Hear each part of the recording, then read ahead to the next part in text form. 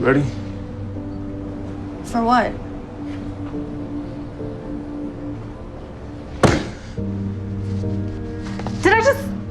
Did you just... That's what I can do. How did you do...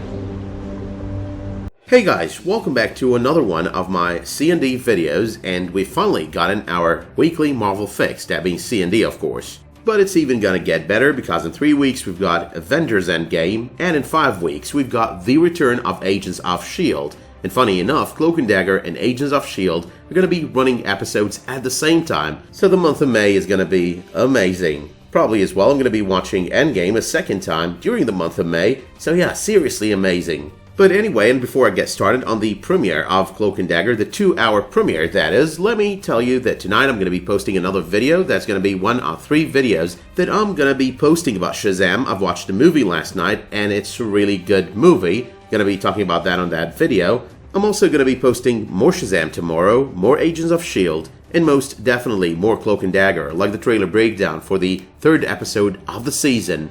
But anyway though, and in the spirit of not wasting any more time doing introductions to this video, let's get started with the breakdown for this week's episode. All the Easter eggs and all the things that I liked about this episode, the premiere of Cloak Dagger. So, the episode starts with that scene from the sneak peek. Tandy is back to doing what she likes doing, signifying the events of the first season. It's kind of given her some closure, while Tyrone, on the other hand, is doing what matches a statement on one of the trailers for the season, a statement that we do here as well 2 scenes in, taking the money out of the hands of the killers and the drugs out of the hands of the addicts. Now, the drugs on this season are quite the Easter egg to the comic book Cloak Dagger. On the first issue ever of the title, when they first meet Father Delgado, it's all happening in Hell's Kitchen, and drug pushers are clearly highlighted as a player to be in this game. But that though is just a part where he's walking around Hell's Kitchen on his way to church, because when he does get to church and first meets Cloak Dagger, they do tell him about how they gained their powers and how they happen to be using them against those drug pushers and those drug lords.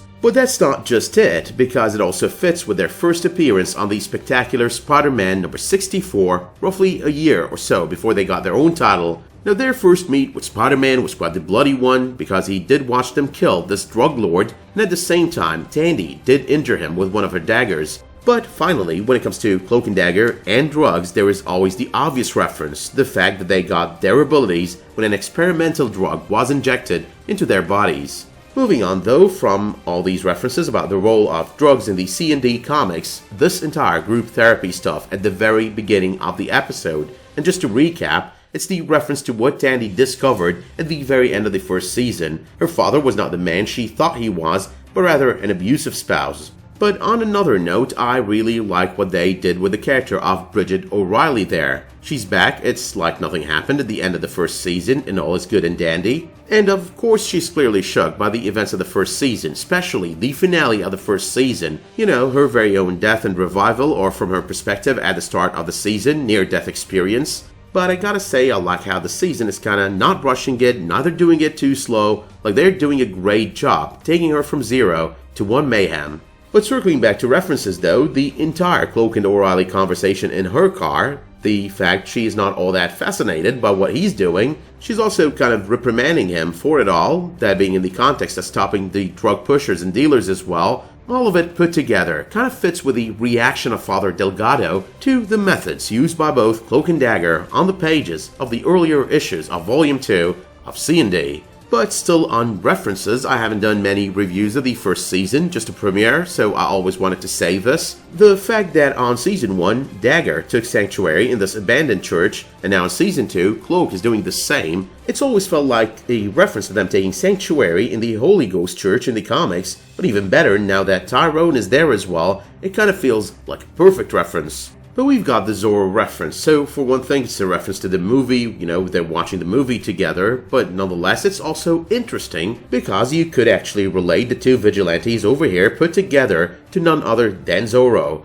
On one hand, Tyrone is representative of Zorro's cloak and yearning for justice, while on the other hand, Tandy, she's representative of his blade and vigilante style of justice as well. Now everything on this episode was leading up to the point where Tandy discovers that Tyrone has been using his own powers, training, doing his own thing, trying to stop all these drug lords and drug pushers. The other thing as well, and as I expected, Tandy was trying to do her own thing, or at the very least, she was tempted to do her own thing, and that was obviously motivated by her knowledge that her father was an abusive husband. Now, on this episode as well, we do get the brief mention of Roxon, and I know they're the villains of the first season, but Roxon always feels like an Easter egg to the greater Marvel Cinematic Universe, like to Runaways, for example, to the 3 Iron Man movies, to the appearance of every Roxon-operated gas station all over the Marvel Cinematic Universe, from watching one on A Funny Thing Happened on the way to Thor's Hammer, to watching one on the earlier episodes of Agents of S.H.I.E.L.D. But moving on though, we've got a name drop by O'Reilly as she talks to her captain. The name is Edwin Dunlap.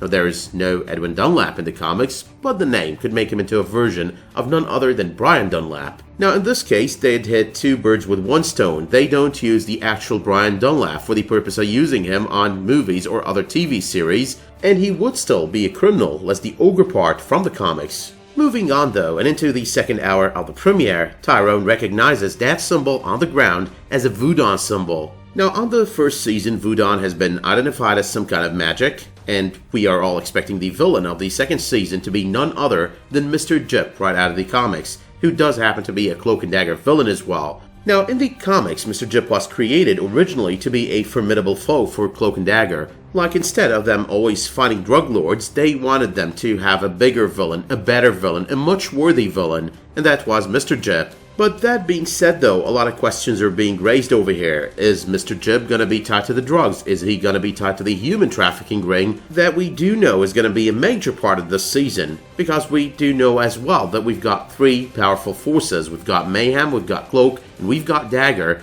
and I think the villain has to be on par with the powers of these 3. But given the character of Mr. Jip in the comics, and the fact that he's got a lot to do with magic, and the fact that after all, he was the very first apprentice of none other than the Ancient One, I'm thinking the entire Voodoo there, the entire Voodoo symbol, will have something to do with him, and he is most probably the villain of the season. Another thing is, if we do get Mr. Jip as the villain of the season, we're most probably going to be getting a lot of Doctor Strange Easter eggs, both from the comics and from the movies. Now this one is so random, but the moment that Chantel starts saying Loa, I start thinking, okay, you know what, these people were dying, Loa a death, and I started thinking World of Warcraft, I started thinking Zandalar, and I started thinking Bonsumdi. I know, so random, but if you do play World of Warcraft, the most recent expansion that is, you will realize that Bonsumdi, the Loa of Death introduced on the most recent expansion, was pretty much the best newly introduced character on said expansion. But yeah though, as I just stated, very random thought that came to my mind watching this episode, watching this particular scene. But on the same scene though, there's all the talk about this wounded soul that Tyrone has. There's also the craziness in Tyrone's head. Now these 2 things put together could be a reference to Tyrone's hunger in the comics. I do believe that it has something to do with Cloak's hunger in the comics, a hunger that is sometimes sated by none other than Tandy's light. But next up though is Tyrone letting Evita know about his powers, kinda matches him letting Tia, his girlfriend, on the pages of the comics know about his powers, and most definitely kinda makes us wonder if Evita, just like Tia on the pages of the comics, is gonna get her own set of powers. Now there's one major difference between Tyrone and Tia and Tyrone and Evita, because Tyrone and Tia dated before he got his powers, while Tyrone and Evita over here dated after he got his powers. But there are also a lot of similarities. There is the fact that after Tyrone had to disappear on the pages of the comics, which was basically as soon as he got his powers, both him and Tia were kind of broken up even though it was unofficial. And on the other hand, and over here, there's also some kind of unofficial breakup. Like she tells him, I thought you forgot about me. So basically, this bit on the series on this episode kind of references that other bit on the pages of the comics. But okay, so Tyrone tries to draw a Loa symbol. He's trying to get into that a little bit, trying to understand what's going on. The next thing, he's teleported into this van. There's this woman asking him to help her because these people drugged her and she doesn't know where they're taking her. Now do remember that this season has a lot to do with human trafficking and whatnot, and we've got this issue in the 1980s run of C&D where they basically spot this pimp and this prostitute and he's kind of threatening her. He's not going to give her her drug fix unless she basically brings him money. Now, keeping in mind that one has to do with prostitution and one has to do with human trafficking, both of them having to do with the use and abuse of women in general, and keeping in mind that Tyrone kind of touched her, I'm not sure if he purified her of the drugs in that scene, but nonetheless, keeping in mind that over there as well, he did touch her in order to purify her of all the drugs in her system, that kind of parallels very nicely.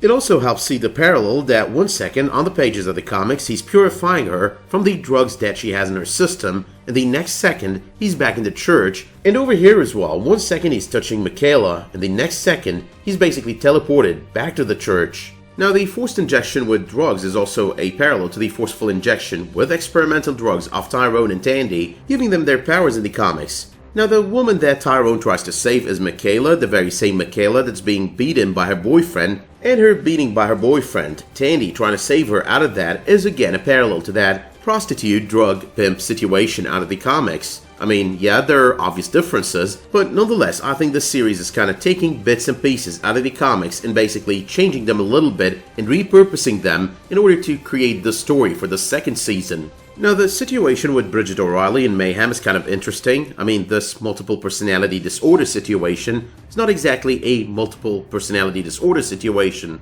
It's like a literal out-of-the-body experience. What's going on with Mayhem? What's going on with Brigid O'Reilly? We've got no idea. But obviously, though, from one of the trailers and teasers that we've got over the past period, Brigid O'Reilly and Mayhem are one person. I suppose it's just a matter of time before we realize how this entire thing works for the two of them. How do they split into two people, and how do they reunite into one person, if that's even possible? But still on Mayhem and O'Reilly, the way she gets to the crime scene, describing how the crime went down, with so much confidence, it all makes it clear that she's now Mayhem. The way she talks about these crime lords having been murdered, the way they've been murdered, the fact that one person did all of it, that's typical criminal, anti-hero, and villain pride of their work in the pages of the comics.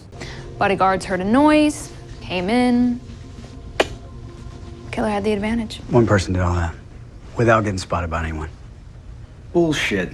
Now, another thing on this episode is that in a search for Michaela, Tyrone manages to teleport, but this time, he does take a Vita with him. That is basically part of the evolution of his powers on the series, but also it's part of the comics, because in the comics, Tyrone could usually teleport himself and others with him, a privilege that usually Tandy gets the most out of. But that being said, let's talk some quick stray comments over here. First and foremost, there is Cloak running away from Tandy, not telling her about what he's doing, kind of trying to do his own thing on his own, away from everyone else. Kind of reminds us of when he did that in the comics. He literally, though, ran away over there, tried to avoid using Tandy's light to feed on, and just like she tries to do over here, tries to help him and all of that, she tried to send her light his way.